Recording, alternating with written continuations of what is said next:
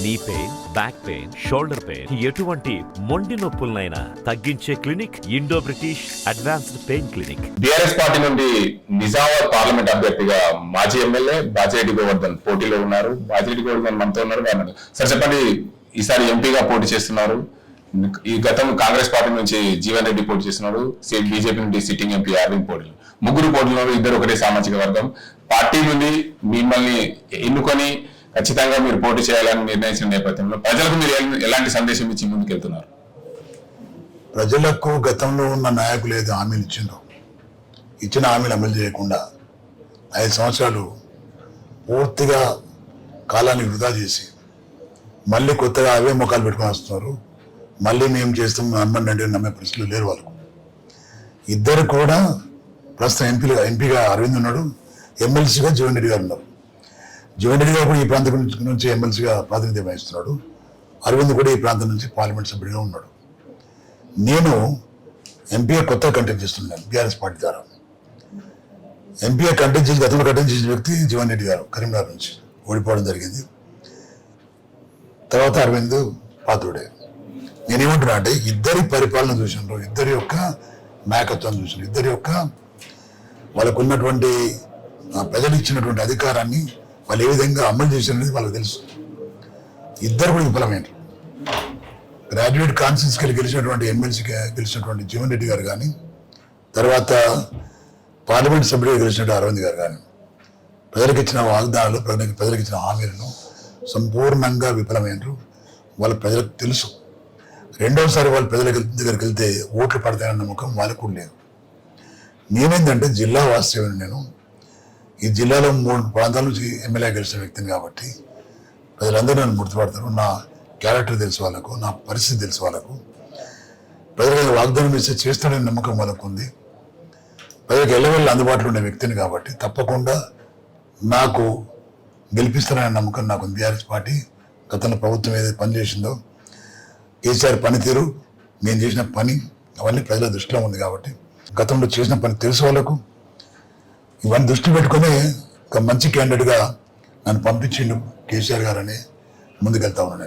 అయితే కాంగ్రెస్ పార్టీ నేతలు సిటీ ఇప్పుడు ఏదైతే పార్టీ నుంచి పోటీ చేసేందుకు సిద్ధమైన జీవన్ రెడ్డి, మేము అధికారంలోకి రాగానే అంటే కేంద్రంలో కానీ రాష్ట్రంలో మొన్ననే మేము ఫ్యాక్టరీలు ఓపెన్ చేయడానికి మేము ప్రణాళిక రూపొందించాం, ఆ ఫ్యాక్టరీలు త్వరలోనే ప్రారంభిస్తామని చెప్పి హామీలు ఇచ్చి ముందుకెళ్తున్నారు. నిజం షుగర్ ఫ్యాక్టరీ, అదేవిధంగా ఒక విషయం అడుగుతున్నాను. ఇదే జీవన్ రెడ్డి గారిని అడుగుతున్నా, సుదర్శన్ రెడ్డి గారిని అడుగుతున్నాం. చంద్రబాబు నాయుడు ముఖ్యమంత్రిగా ఉన్నప్పుడు ప్రైవేటైజేషన్ ఆయన షుగర్ ఫ్యాక్టరీ. కాంగ్రెస్ పార్టీ నాయకులు కానీ వీళ్ళందరూ వ్యతిరేకించారు, చేయొద్దు, మా ప్రభుత్వం వస్తే మేము ప్రైవేటైజ్ రద్దు చేస్తాం, ప్రభుత్వం చేపడతామని చెప్పేసి. రాజశేఖర్ గారి ప్రభుత్వం అధికారానికి వచ్చింది. డిమాండ్ పెరిగింది. అప్పుడు షుగర్ ఫ్యాక్టరీ టేక్ ఓవర్ చేసుకోవాలి, ప్రైవేట్ నుంచి నడిపేయాలి ప్రభుత్వం అని చెప్పేసి. అప్పుడు మళ్ళీ హౌస్ కమిటీ వేసింది ముఖ్యమంత్రి గారు, కేసీఆర్ గారు, రాజశేఖర్.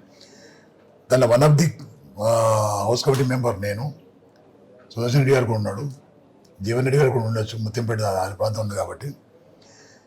రత్నాకర్ రావు హౌస్ కమిటీ చైర్మన్ ఉండే. చివరికి ఏమైంది పరిస్థితి? హౌస్ కమిటీ రిపోర్ట్ ఇచ్చింది. రిపోర్ట్లో ఏముందంటే ప్రభుత్వం టేక్ ఓవర్ చేసే పరిస్థితి లేదు, ప్రైవేట్ అయితే కంటిన్యూ అయితే చెప్పేసి.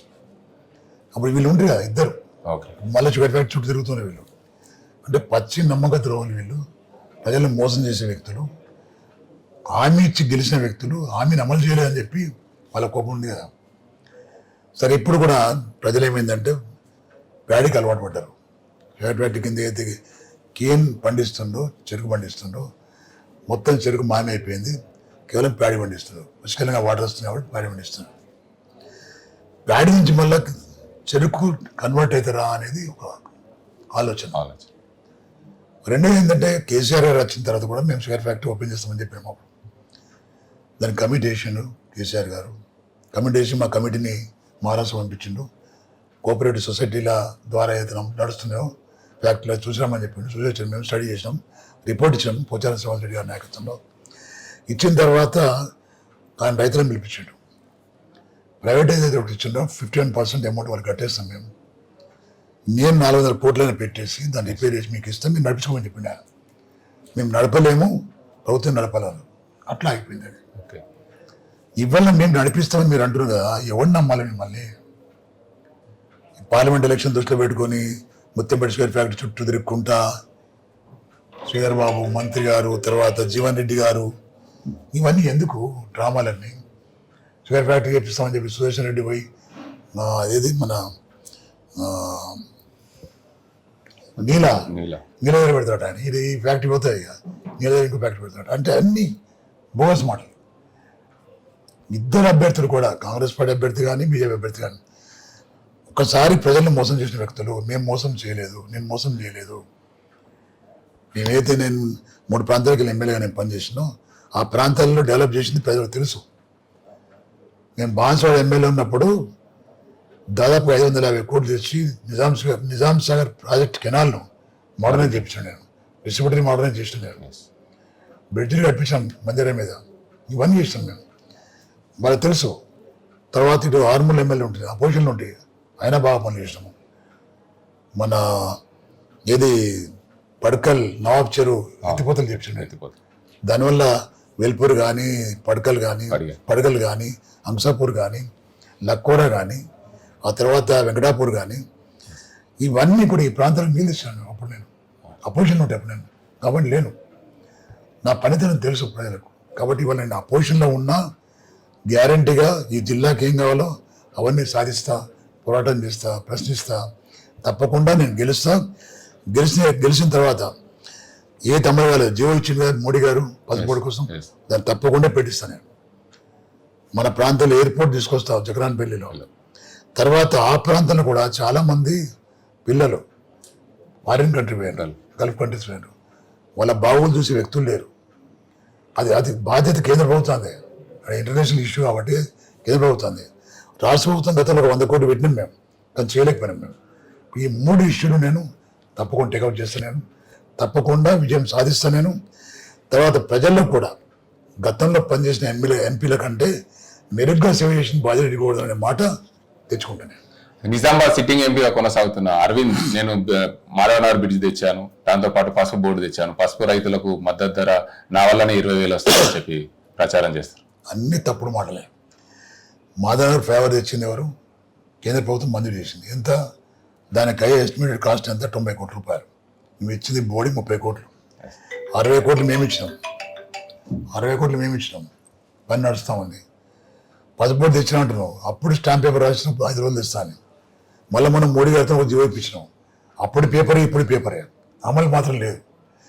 పసుపు ధర పెంచినట్టు ఎక్కడ పెంచినావు నువ్వు? పసుపు తగ్గింది కాబట్టి డిమాండ్ పెరిగింది. 2010లో కూడా 17,000 పని ఉండే, 17,000 ఉండే పర్ క్వింటాల్, ఇవాళ 21 ఉండొచ్చు. నీ గొప్పతనం ఏముందల్లా?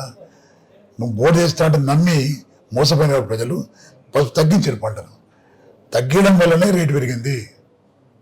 అది నీ ఘనకార్యం కాదు. ఇవన్నీ బోగస్ మాటలు. ఈ మాటలు ప్రజలు నమ్మొద్దని మనం చేస్తున్నాం. ఓకే, అరవింద్కు మీకు ఉన్న రాజకీయ శత్రుత్వం ఏంటి? నేకేం లేదు, రాజకీయ శత్రుత్వం ఏముంటుంది?